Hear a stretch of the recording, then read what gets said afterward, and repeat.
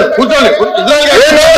జగన్మోహన్ రెడ్డి గారి కుటుంబం గురించి మేము ఏనాడు మాట్లాడా, మేము ఏనాడు మాట్లాడా, నా సభ్యులు ఏనాడు మాట్లాడా.